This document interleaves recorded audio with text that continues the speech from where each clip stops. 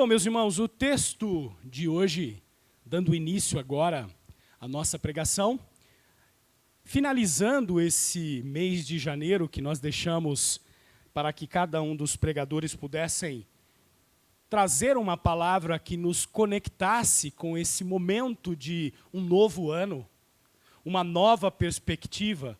E por mais que a gente saiba que espiritualmente a virada do dia 31 de dezembro para 1º de janeiro não tem aí muitas implicações, mas traz em nós essa expectativa de um novo desafio, de novos projetos e planejamento. E desde então, do primeiro domingo até hoje que se encerra, a gente tem trazido palavras que possam corroborar, contribuir, fortalecer, influenciar o nosso dia a dia nesse ano de 2023. E para hoje nós escolhemos o texto que está lá no Evangelho de João, capítulo 14, versículo 6, e o tema da nossa pregação de hoje é influenciadores ou influenciados? É uma pergunta. Influenciadores ou influenciados? Bom, que você possa abrir aí a Bíblia em João, no capítulo 14, no versículo 6. Lembrando que aqui na nossa igreja, geralmente no púlpito a gente utiliza a nova versão atualizada. Então, é a leitura que eu vou fazer. Diz assim a palavra de Deus. Jesus respondeu: Eu sou o caminho, a verdade e a vida. Ninguém vem ao Pai senão por mim. Oremos, meus irmãos.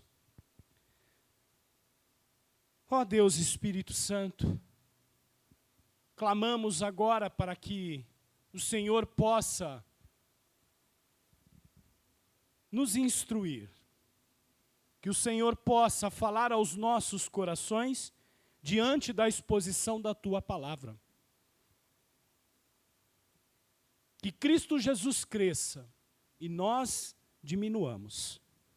Que as palavras aqui ditas, que a exposição da Tua palavra possa encontrar em nossos corações um terreno fértil. E de verdade sermos influenciados por ela, para que isso possa gerar nas nossas vidas práticas e cotidianas, no trabalho, na escola, no lazer, no entretenimento, nos momentos ociosos, em cada um dos momentos de nossa vida, o fruto que ela merece. Nos ajuda, Senhor, a pensarmos um pouco naquilo que tem nos influenciado. Se de fato a Tua palavra ou a narrativa deste mundo, seja da maneira como ela se apresenta, sutil, muitas vezes, outras nem tanto, escancarada, que o Senhor possa colocar o nosso coração neste momento para fazermos essa autoanálise de acordo com a Tua palavra, e é no nome de Cristo Jesus que eu oro. Amém. Bom, meus irmãos, não é novidade para nenhum de vocês que vivemos a era da informação. Preste bem atenção, não a do conhecimento, mas a da informação.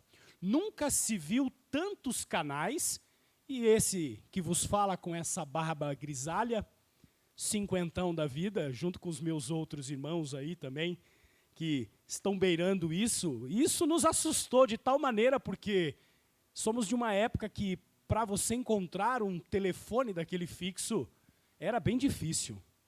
Para que vocês tenham ideia, ele era tido como herança em um processo de inventário, de testamento. Os pais deixavam os números telefônicos para os filhos. Esses vinham com ações das empresas telefônicas. Tínhamos negócios que alugavam isso. Logo, a comunicação era algo bem difícil, a não ser que fazíamos via carta ou visitando as pessoas. E os canais de comunicação eram aqueles tradicionais. De 20 anos para cá, nós estamos vivendo uma revolução. Qualquer pessoa, não importa a sua faixa etária, não importa o seu posicionamento nessas tabelas sociais, seja A, B, AAA, C, D, E, miseráveis, todos têm acesso. E por fruto desse tipo de movimento de canais de informação, muitos se levantaram como influenciadores. E hoje temos até uma profissão chamada influencer. Profissão essa reconhecida, profissão essa que tem sido trabalhada, principalmente nessas entidades, uma das quais eu faço parte, trabalhando ali todo o planejamento, toda a estrutura. Bom, em nossa cultura contemporânea, nesse mundo de tantas vozes e influências, a gente precisa perceber que há duas narrativas que são totalmente diferentes e que são contadas dia a dia nas nossas vidas. Poderíamos aqui dizer que uma delas se divide em milhares, mas a gente vai tratá-la de uma maneira única.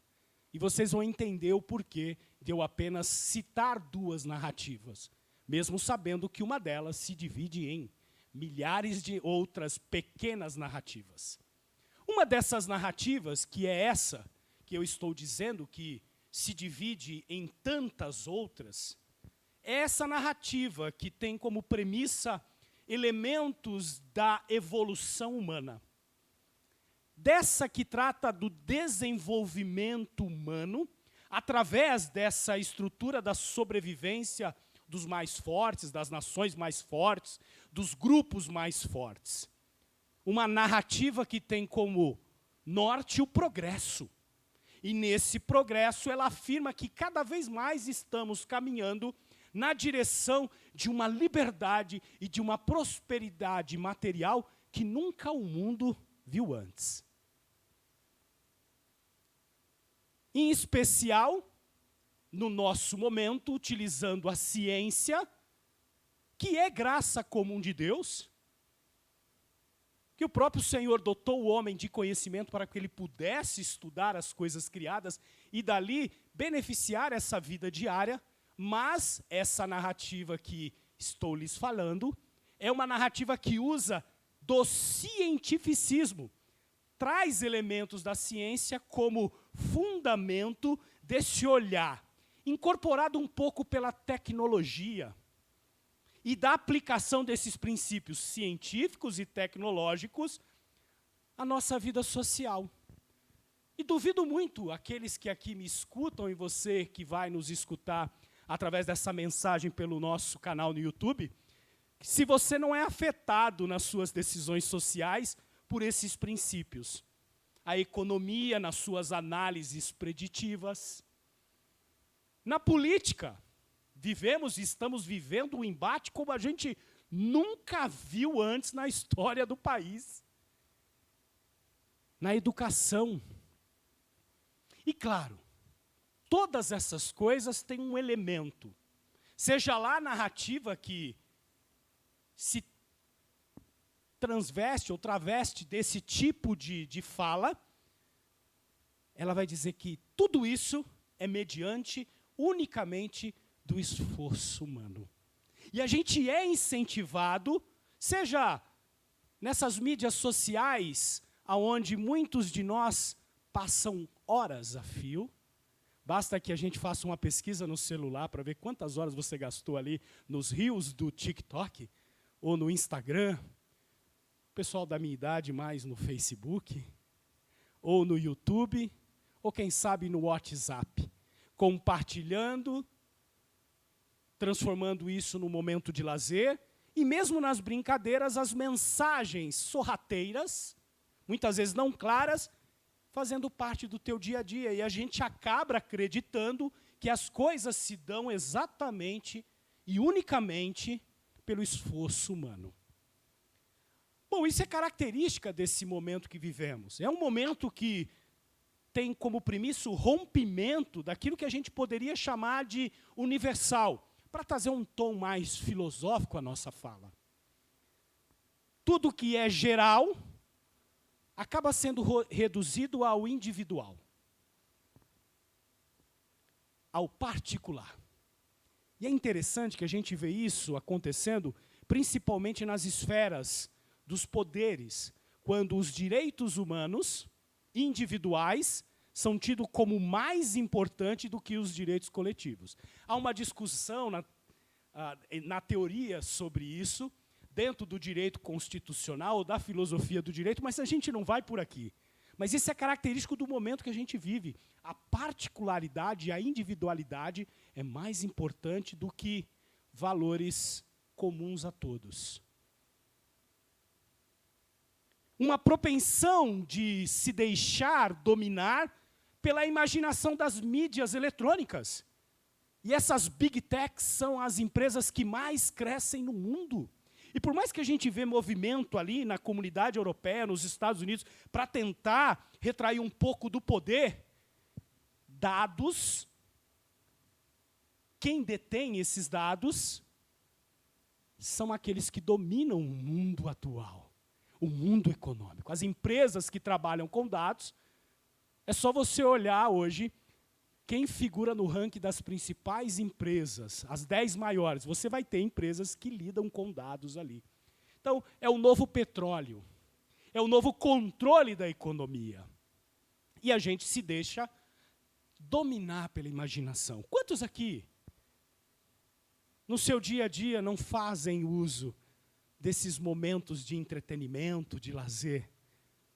E sem você pensar ou imaginar, você acaba sendo influenciado no teu dia a dia, nas tuas decisões, e pasmem, até na maneira como a gente enxerga Deus.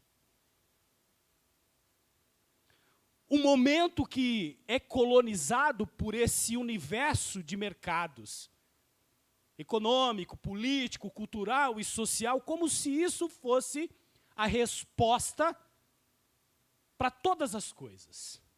Prestem atenção, eu não disse que não é importante. Mas por essa imaginação e por esse momento, a gente acredita que aquilo é um fim em si mesmo. E ele é tão importante para as nossas vidas que ele determina, inclusive, a maneira pela qual eu ando, eu faço, eu realizo, eu toco a minha vida diária e sem perceber. Porque não fazemos a autoanálise. Uma celebração de um consumo como expressão pessoal. O consumo marcando e caracterizando exatamente esse bem-estar social. E a gente nunca está satisfeito. Você olha os guarda-roupas lotados. Ou pelo menos com quantidade de peças suficientes para você poder viver aí por um ano, mas a gente nunca está satisfeito.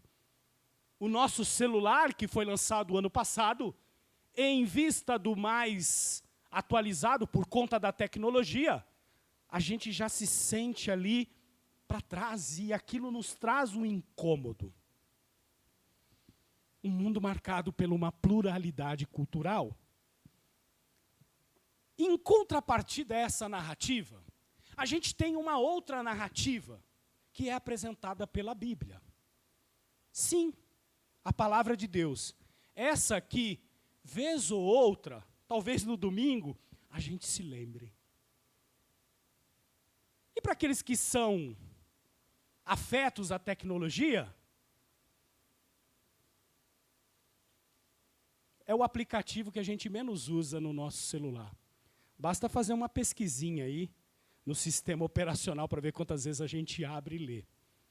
Mas então, essa narrativa apresentada pela palavra de Deus, que conta a verdadeira história da criação, a queda da humanidade e suas consequências, como nós temos tratado aqui nesse púlpito, da eleição de Deus de um povo para ser o portador exatamente daquele propósito redentivo para qual essa humanidade rebelde caída, dominada pelo pecado, e da vinda daquele que esse propósito redentivo foi cumprido.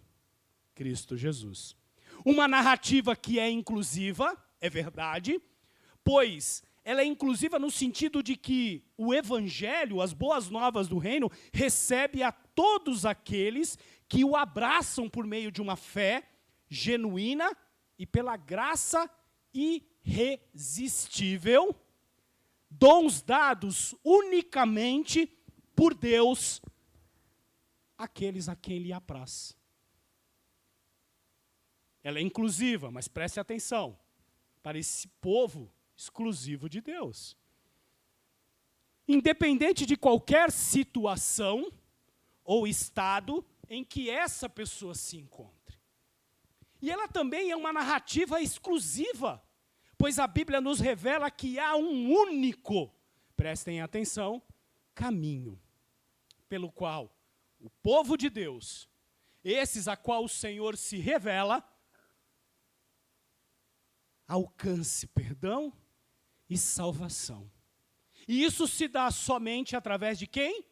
Cristo Jesus. E nada mais. Cristo é a condição sine qua non que essa narrativa vai falar acerca da regeneração e o resgate do pecado. Logo, sem a sua obra na cruz, não há esperança, por mais que queremos. Qual dessas narrativas, meus irmãos, nos influencia ou nos molda? Essa é uma pergunta provocativa. Qual o caminho que nos influencia ou nos molda? Qual o padrão de vida que estabelecemos na nossa vida que nos influencia ou nos molda? O povo de Deus e a igreja do Senhor se vê em uma encruzilhada. Na intersecção dessas duas narrativas e de suas influências. E ambas vão reivindicar ser tanto verdadeiras quanto abrangentes. E nós, meus irmãos, nós vivemos ambas as narrativas. São duas histórias diferentes e incompatíveis, meus irmãos. Tentar abrir concessões e abrir concessão para algo que uma das narrativas coloca em detrimento da outra é perigoso e desastroso. Como é que a comunidade cristã, como nós podemos viver nessa intersecção? É sobre isso que a gente vai meditar nesse domingo. O Marcos abriu o culto nos lembrando exatamente, fazendo perguntas provocativas, nos trazendo à memória elementos pelos quais nós vivenciamos todo santo dia, a todo momento, para não dizer a todo segundo, a todo instante. Você que está aí com o celular na mão, talvez nesse exato momento você está acessando aí a sua mídia social e de alguma maneira sendo influenciado. Isso não é indireta para ninguém, tá, gente? Mas quantos de nós, durante o culto ali, não dá aquela passadinha, viu que tem um númerozinho ali no seu Instagram, no seu Facebook, no seu WhatsApp, e a gente não para ali para prestar atenção, mesmo sabendo que esse é o momento que nós reservamos para o culto do Senhor. Quem nunca? Atire a primeira pedra. Percebam então que essa luta dessas duas narrativas é uma luta feroz. E o que o texto que nós escolhemos hoje, lá do Evangelho de João, principalmente no capítulo 14, tem a nos falar? Bom, vamos então contextualizar esse momento de João 14, para que a gente não faça desse texto um pretexto, porque não entendemos o seu contexto. Então a ideia hoje é que a gente comece a entender o momento pelo qual Jesus afirma aquilo que ele afirmou no versículo 6. Olha que interessante. Jesus disse essas palavras quando estava com os seus discípulos lá no cenáculo. Aquele primeiro andar da casa que provavelmente era da mãe de João Marcos. lá naquela mesma noite em que ele foi traído. Isso se dá exatamente nesse contexto. Ele estava ali reunido com seus discípulos para a celebração da Páscoa.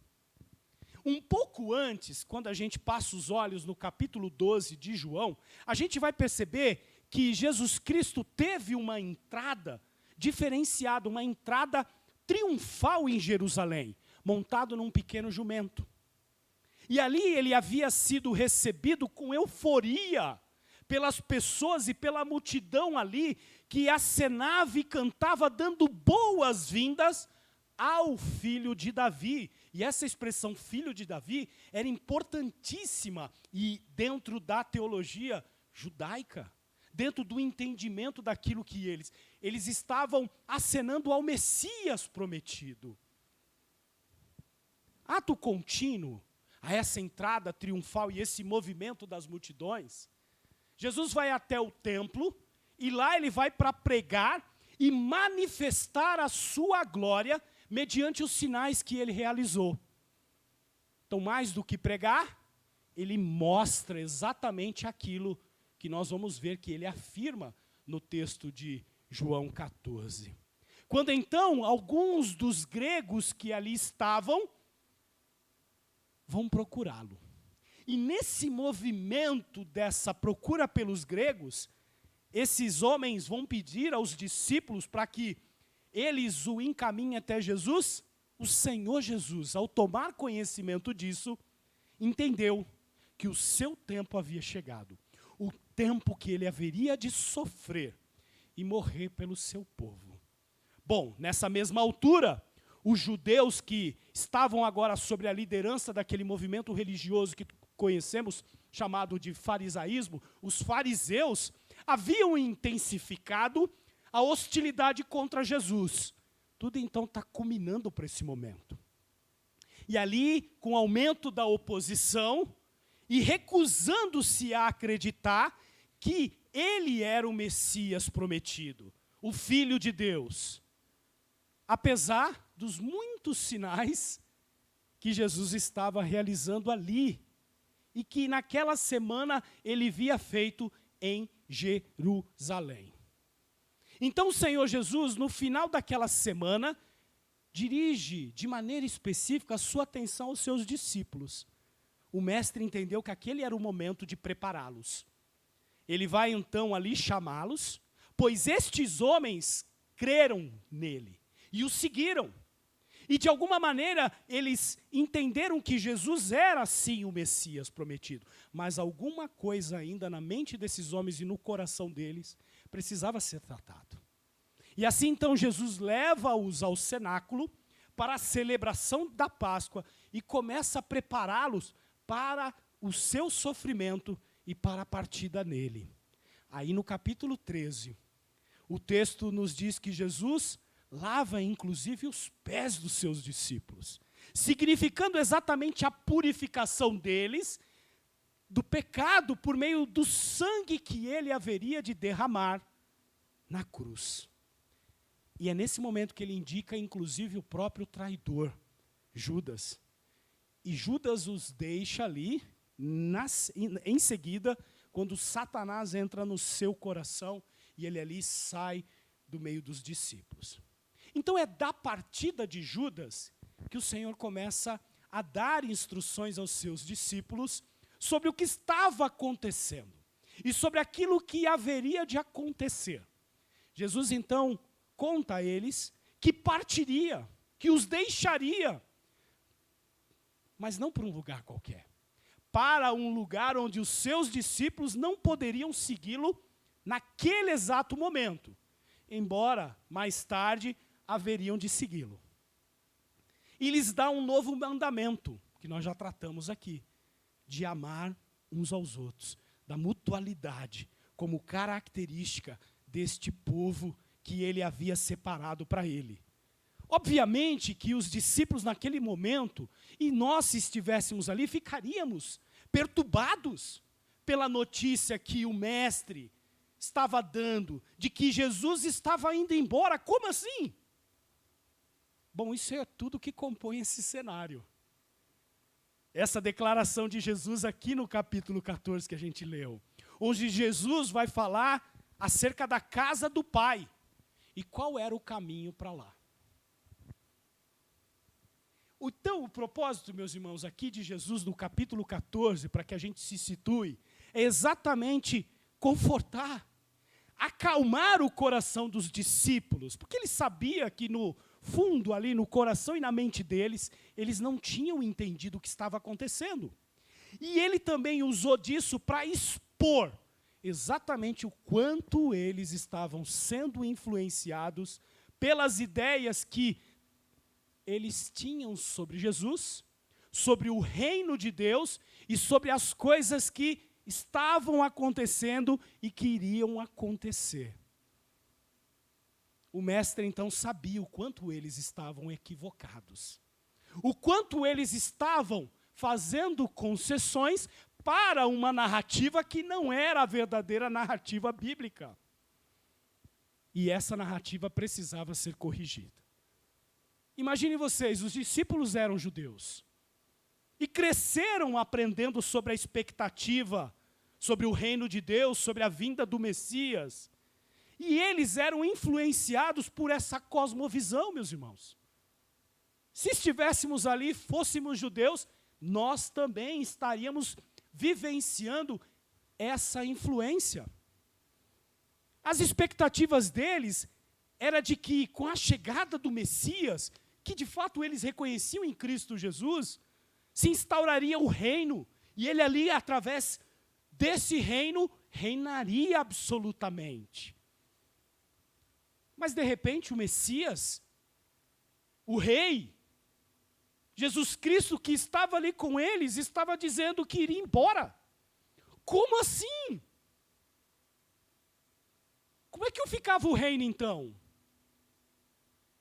Percebe que o esquema escatológico criado na cabeça deles, por mais que eles tinham ali acompanhado o Mestre, andado com o próprio Cristo Jesus, visto as manifestações e os sinais de que de fato ele era o Filho de Deus, de que ele de fato era o Messias prometido, o esquema escatológico na cabeça deles agora não estava claro, não batia.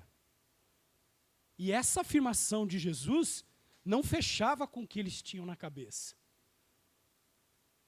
Chegamos então no versículo 6. E esse versículo 6 faz parte de uma conversa interessante, que se inicia depois de Jesus falar sobre o coração deles, etc., e apresentar que na casa do Pai haveria lugares e que ele precisaria ir. A gente vai ter ali exatamente uma conversa entre um discípulo em específico, mas que a sua dúvida era a dúvida de todos, porque Jesus Cristo vai usar o plural logo na sequência da sua resposta.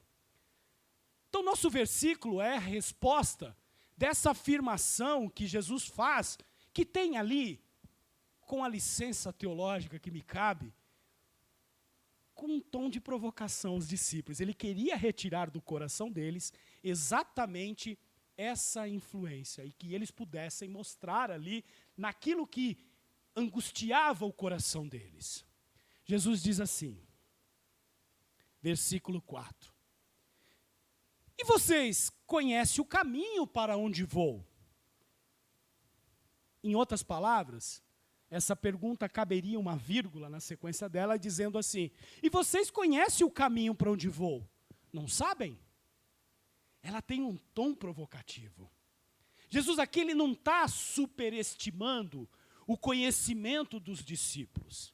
Mas nos parece que essa declaração, abre aspas, provocativa do mestre, tem o sentido de preparar os discípulos para entenderem de fato como o reino de Deus se dá, para corrigir essa influência equivocada que tinha norteado cada um deles até agora. Perceba aqui no versículo 5, que é sequência do 4, e que está um versículo antes da leitura que fizemos no início da nossa pregação, olha que interessante a resposta de Tomé. E lembre-se, Tomé aqui representando todos os outros. Então Tomé disse a Jesus: não sabemos para onde o Senhor vai. Como podemos saber o caminho? Em outras palavras, meus irmãos, o que Tomé está tentando dizer é o seguinte: eu não tenho a menor ideia do que o Senhor está falando. Que história é essa desses versículos primeiros aí, no capítulo 14? Casa, caminho, preparar, Pai, o Senhor vai nos deixar? Senhor, nós não sabemos para onde vai. O que o Senhor está dizendo? Meus irmãos, percebam que essa pergunta de Tomé mostra o quanto os discípulos estavam ainda bastante confusos, com a narrativa ainda muito mal entendida, sendo influenciado pelo esquema escatológico daquilo que eles imaginavam, que eles tinham na cabeça. Eles ainda estavam confusos quanto ao papel de Cristo como Filho de Deus, com aquele que haveria de instaurar o reino, com o Messias prometido. Eles tinham crido que Jesus era o Messias, claro, por isso o seguiam. Eles tinham crido que Jesus era o Filho de Deus, mas na cabeça deles, como é que tudo isso se encaixava? Qualquer semelhança com a nossa caminhada hoje não é mera coincidência.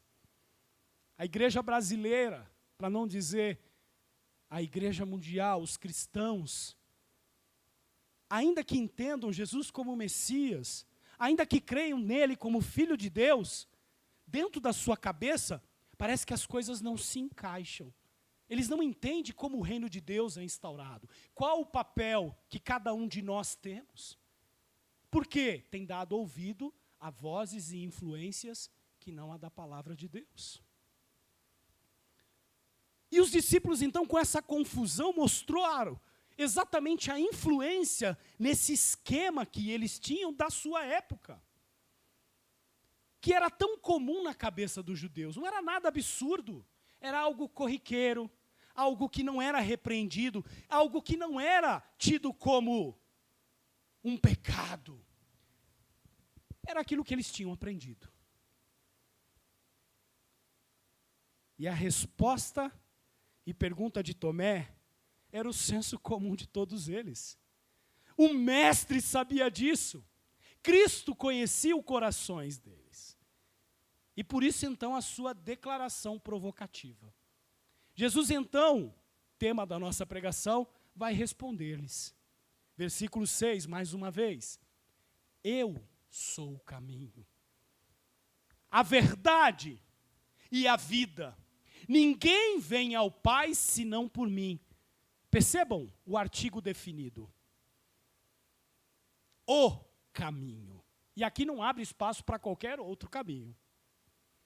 O texto é claro no original. E é correta a tradução no português, porque o artigo definido define. Ele é o caminho. Ele é a verdade, artigo definido. Ele é a vida.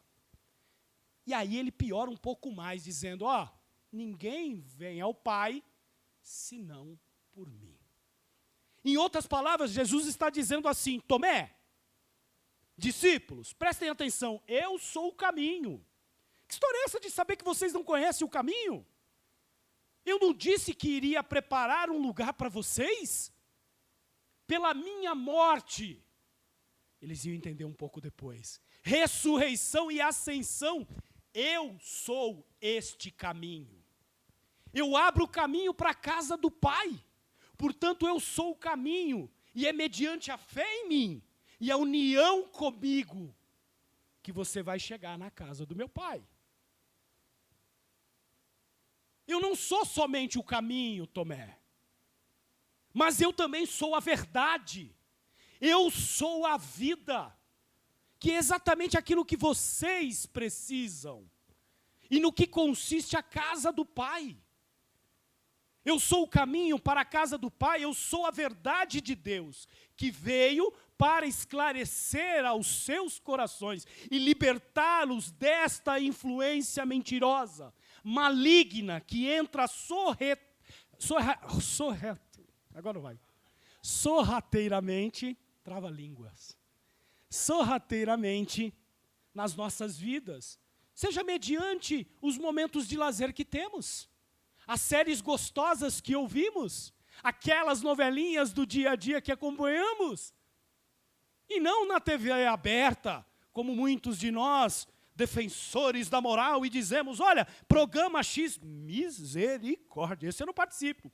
Mas se a gente puxar a tua lista, o teu playlist na Netflix, na Amazon, na Disney principalmente, a gente vai perceber que a narrativa só é mais branda, mas é da mesma origem, apresentando valores duvidosos e que muitas vezes você abraça nos momentos carentes. Quem nunca? Tomei, meus discípulos, escutem. E aqui Cristo fala-nos e ecoa a sua voz por esses quase 2000 e tantos anos. Ninguém vai para a casa do Pai senão por mim. Não é pelas práticas e boas obras, não é pelos valores morais, não é pelo intelecto, pela ideologia A, B, C. Ninguém vai e ninguém vem para a casa do Pai, senão por mim. Igreja, ouça. Meus irmãos, ouçam com atenção. Ninguém vai ao Pai. Ninguém vai para a casa do Pai, senão por Cristo Jesus.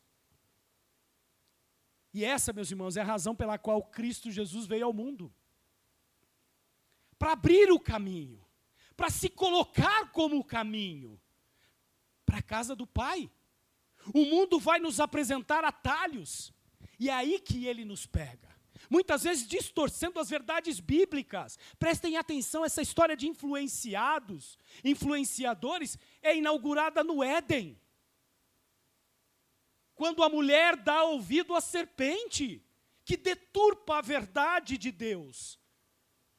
E encontra no coração dos primeiros pais algo que eles desejavam. E depois da queda, a nossa natureza, que é de fato uma natureza maculada pelo pecado, vai produzir essas carências. E Satanás sabe exatamente aquilo que ele precisa fazer para nos influenciar. E pasmem, ele faz isso com excelência. E mesmo o povo de Deus se deixa levar. Não é incomum hoje a gente perceber na fala dos nossos irmãos valores do momento. Pessoas que, se a gente espremer, e aqui não é direta para ninguém, eu me encontro nesse mesmo lugar, parafraseando Marcos aqui, eu quando olho para vocês me vejo no espelho. O que sai da nossa vida no dia a dia? Qual o DNA das nossas conversas? E hoje um indicador, uma ferramenta muito boa para isso é as nossas mídias sociais. Se a gente espremer os últimos 5, 6, 7 meses, o que a gente tem exposto? Será que ali vão encontrar um povo grato a Deus? Será que ali vão encontrar um povo que tem o amor como bandeira? Será que ali vai encontrar um povo diferente? Ou vai encontrar gente belicosa? Gente que faz concessão com as ideologias do momento, e não só as políticas, as ideologias de lazer, de entretenimento. O que nós estamos produzindo como fruto da nossa vida cristã? Percebam, meus irmãos, eu não estou dizendo que a gente não tem aqui que ter um papel de teologia pública, mas a gente precisa tomar cuidado. O que de fato está dominando o nosso coração e nos influenciando? E eu fico imaginando aquela carta de Ogneto, sendo feita exatamente sobre a Igreja Batista no centro. E aí alguém de fora observando a vida do Mateus e da Uérica, para usá-los como exemplo, qualquer coisa depois a gente conversa. A minha vida da Ana, a do Josué e da Miriam,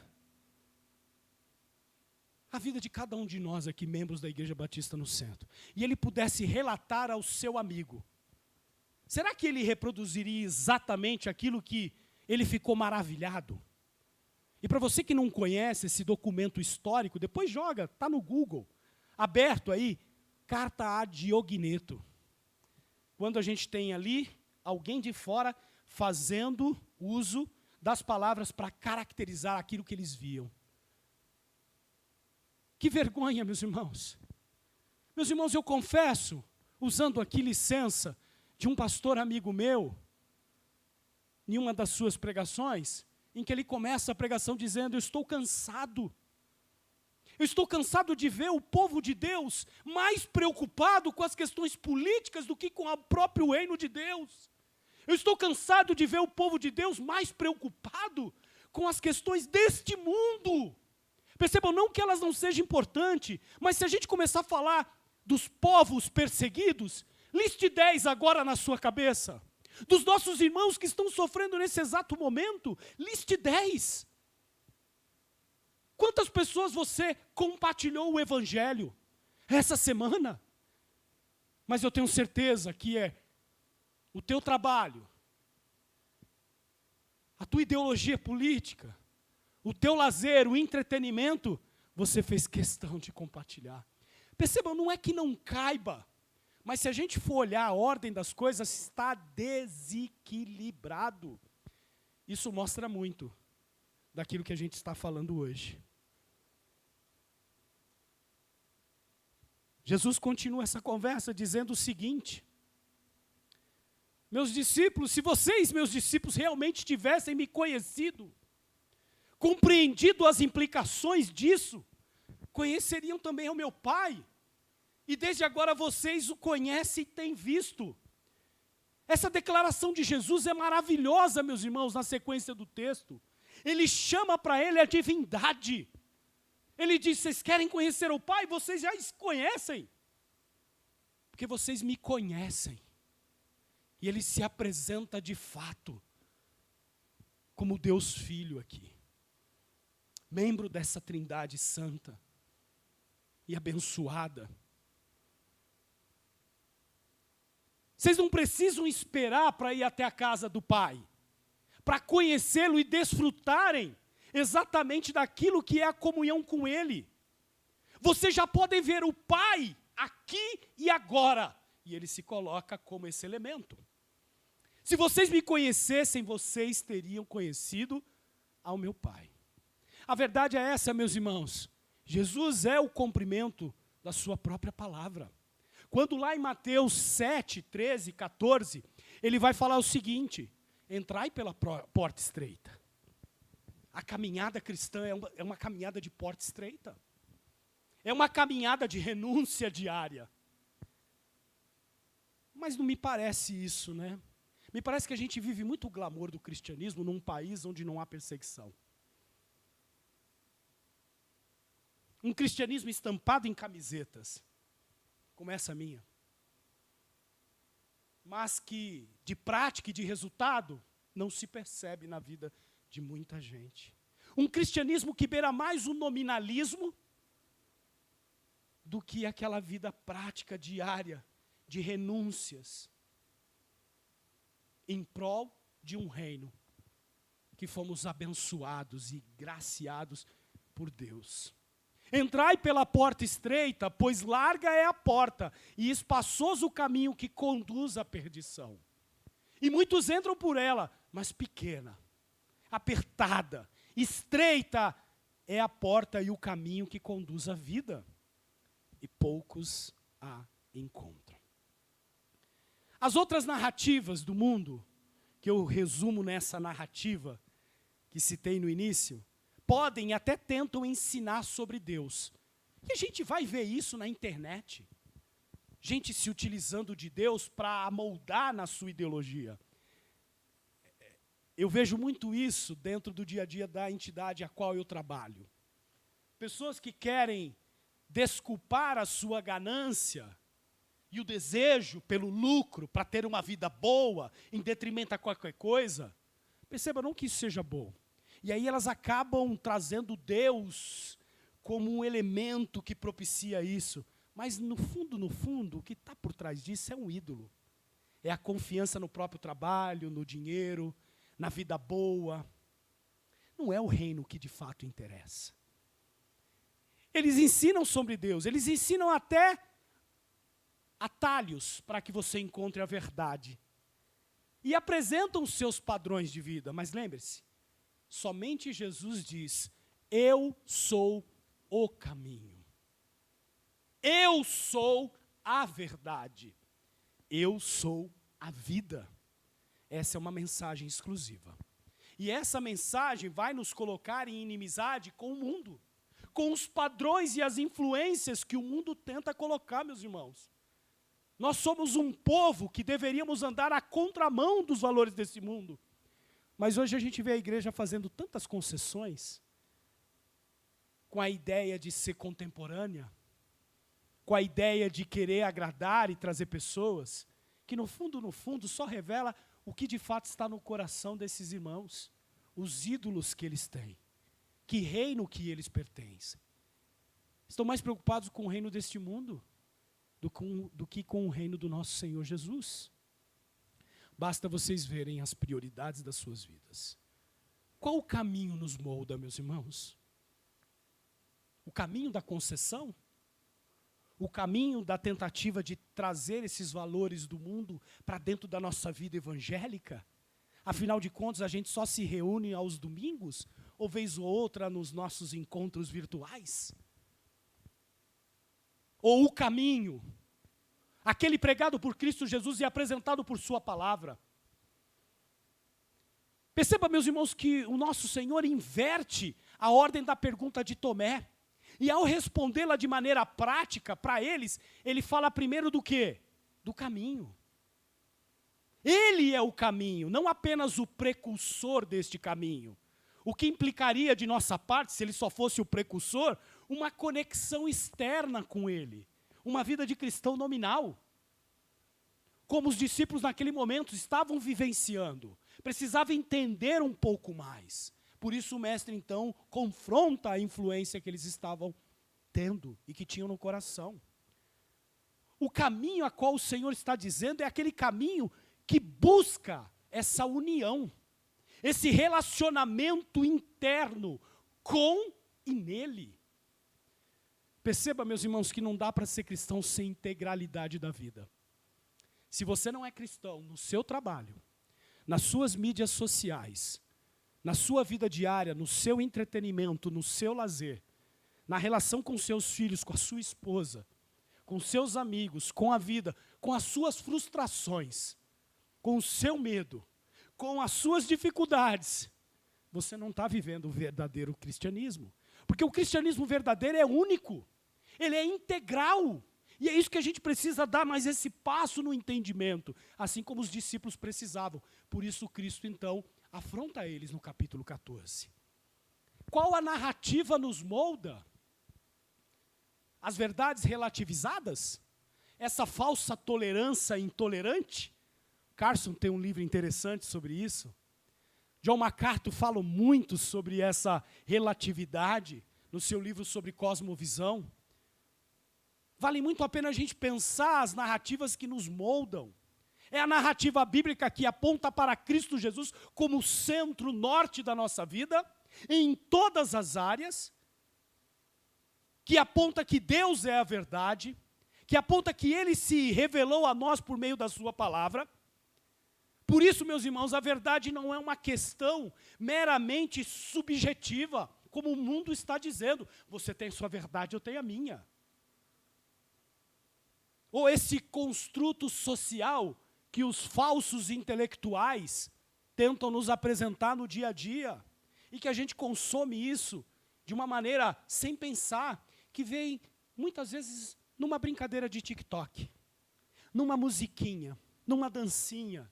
Perceba, eu não estou dizendo que tudo isso é ruim, mas a gente precisa fazer autoanálise. A gente precisa levar essas coisas sobre a lupa do cristianismo para entender o quanto essas coisas estão influenciando as nossas vidas.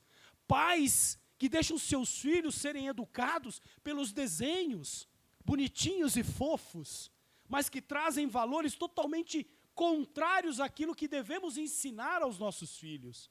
E a gente não faz um checklist, porque dá trabalho.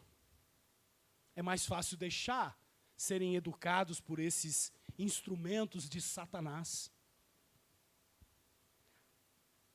Meus irmãos, ainda que o homem atribua significados à realidade, a verdade de Deus é objetiva, autoritativa, e nós nos aproximamos da verdade todas as vezes que nos aproximamos do que Deus revelou por sua palavra.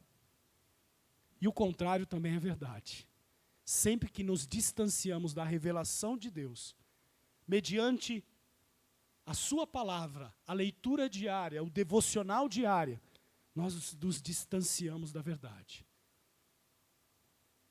Acabou o mês de janeiro.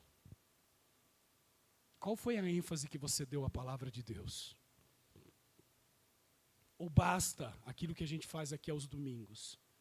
Ou aqueles versículozinhos que você escolhe do seu pregador predileto nas mídias sociais?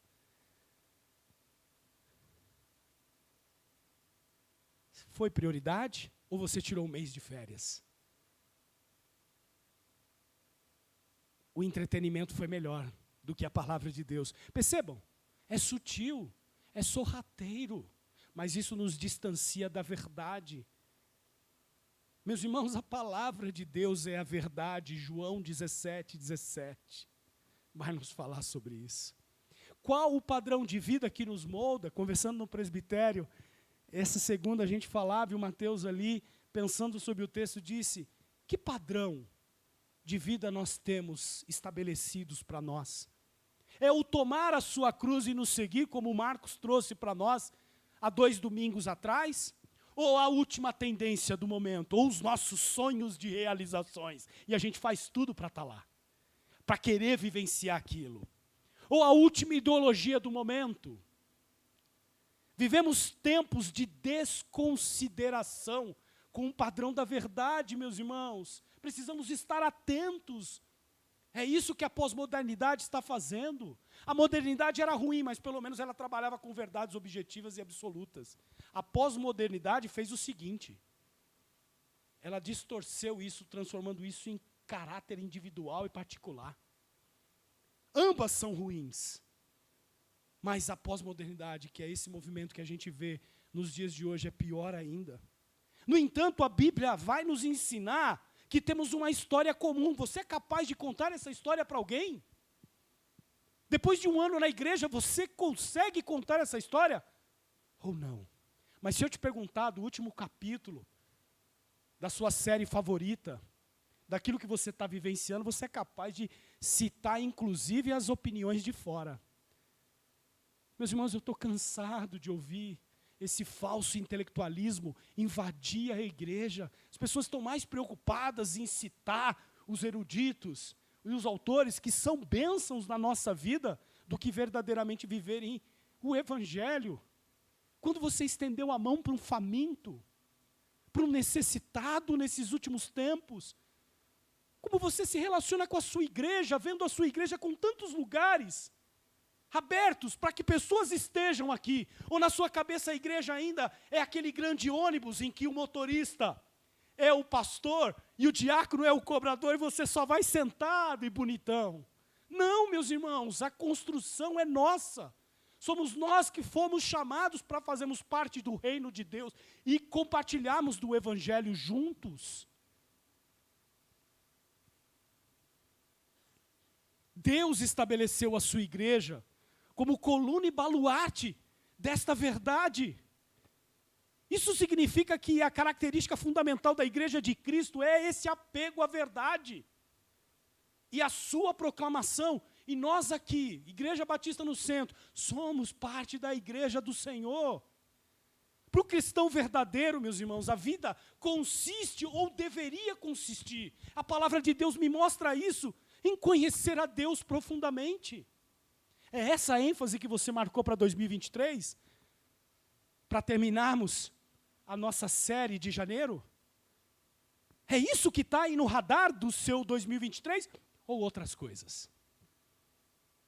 Ou Deus é consequência daquilo que você vai fazer? É mais um. Que vozes escutamos e acatamos, Marcos? As ovelhas ouvem a voz do pastor e acatam. E quando ouvem a voz do lobo, o reconhece como a má influência e a rejeitam. Será? Quando Cristo nos convoca a nos negarmos, meus irmãos, Ele está nos advertindo a não escutarmos a voz do mundo. Nos negamos quando nós rejeitamos a voz que nos influencia, a descermos da cruz todos os dias e a tomarmos a rédea da nossa própria vida. Essa é uma luta diária minha e sua. A nossa cruz é onde crucificamos o quê? Os nossos desejos e a nossa vida pregressa, que insiste em bater a porta. Enquanto a gente estiver nessa vida, vamos carregar a nossa cruz. E o Senhor nos avisou para que a gente não a deixasse. É lá que a gente mata esse nosso velho homem. Diariamente. Conversando com o Marcos, ele me lembrou da história do cristão na obra clássica de John Bunyan. Para quem não conhece, O Peregrino, fica aqui uma recomendação. Livro excelente. Livro que fala muito acerca dos valores dos dias de hoje. Você vai perceber no nome dos personagens. Não vou dar spoiler aqui. Carregar a nossa cruz sem o auxílio de Cristo vai ser impossível, porque a carga é pesada demais para mim e para você.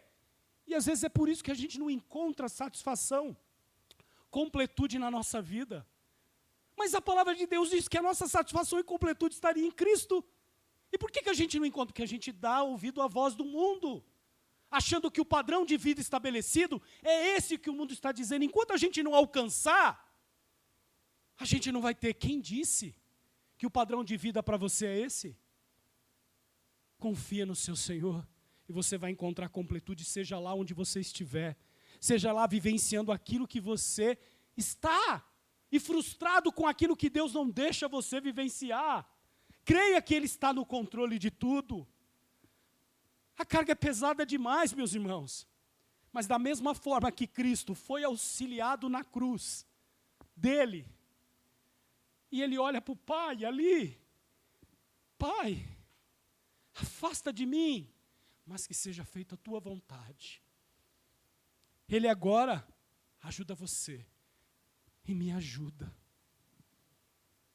Cristo nos ajudará. Deu vontade de cantar. Olhando para o Érica aqui, me veio na voz, a voz dela cantando. Isso nos demanda o reconhecimento de que não somos capazes sozinhos. Por isso devemos nos negar diariamente. Será que somos sal, luz, cidade sobre um monte, como Mateus capítulo 5, versículos 13 a 16, nos coloca? Um conhecido pastor e teólogo, para finalizarmos, alemão, Helmut Tillich, fez a seguinte observação: o sal e a luz têm uma coisa em comum, eles se dão e se gastam, e portanto são o oposto de qualquer tipo de religiosidade egocêntrica. Se a gente entender de verdade nosso chamado cultural, à luz da influência do evangelho verdadeiro, e o cumprimos com fidelidade, não somente estaremos apontando para o legítimo Senhor, meus irmãos, da criação e da restauração, mas também amaremos o nosso próximo. É a justiça, a paz, a alegria e a justiça do reino de Deus que propiciam o pleno desenvolvimento da vida humana. É isso que deveria estar na nossa pauta de ideologias. É isso que deveria estar na nossa pauta de discussão. E são essas dádivas para a sua criação que Cristo confiou a nós como sua igreja para o nosso bem. E aí, meus irmãos, continuaremos sendo influenciados por uma mentira que se veste e coloca uma roupagem agradável aos nossos olhos? Ou seremos influenciados pela verdadeira palavra de Deus, seguindo o caminho, a verdade e vivenciando a vida? Que assim possamos, eu e você, a Igreja Batista no Centro, fazer o seu papel de influenciadora, vivendo sob a influência do Deus Espírito Santo, sendo luz e sal para este local a qual o Senhor nos trouxe. Que você saia hoje do culto incomodado de perceber o quanto nós temos por fazer nessa cidade, na vida daqueles que nos conhecem. E que a partir dessa semana, uma revolução aconteça na sua vida, nas suas mídias sociais, no seu dia a dia.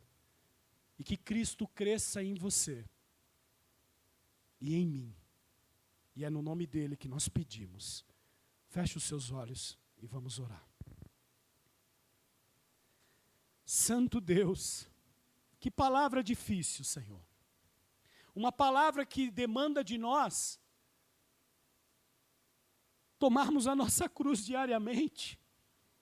E que depois, Senhor, contra tudo aquilo pelo qual somos influenciados, a essa falsa ideia de conseguimos as coisas pelas nossas próprias forças. Tem de misericórdia de nós, Senhor. Pai, estamos envergonhados diante da Tua presença, porque, assim como os discípulos não haviam entendido, nós, 2000 anos depois, vivenciando, Senhor, a Tua revelação, como ela foi nos apresentada, Senhor, ainda continuamos com as mesmas falhas. Miseráveis homens que somos, tem de misericórdia de nós. Que o Deus Espírito Santo possa trabalhar em nossos corações. E que hoje nós possamos, mediante Cristo Jesus, que é a nossa ajuda, dizemos não às influências que têm dominado o nosso coração. Isso não significa, Pai, que vamos nos separar desse mundo e vivemos uma vida numa comunidade separada, individualizada. Não. Significa que sim, vamos agir. Vamos assumir o nosso papel, mas vamos assumir um papel de influenciadores. Mas isso só poderemos, Pai, se o Senhor nos conceder o entendimento e que essa palavra hoje possa causar em nós, de verdade, Senhor, um movimento pelo qual o centro de São Paulo, se o Senhor assim permitir e for de sua vontade, vá conhecer, Senhor, mais e mais da Tua palavra, mesmo sabendo que outros pastores e ministérios têm feito o trabalho aqui. Nos ajuda, Senhor, a sairmos dessa comodidade, nesses 2 anos pelos quais estamos aqui. E nos ajuda, Pai, através seja dos grupos pequenos, como ferramenta, ou nos nossos dias encontros, a gente poder compartilhar a verdade e sermos influenciadores dessas pessoas que vivem sobre a escravidão dessas influências mundanas. E a gente reconhece, Pai, que é só em Cristo Jesus que a gente pode, que a gente consegue. Por isso, Senhor, tem de misericórdia de nós e nos ajuda. E é no nome dele que oramos. Amém.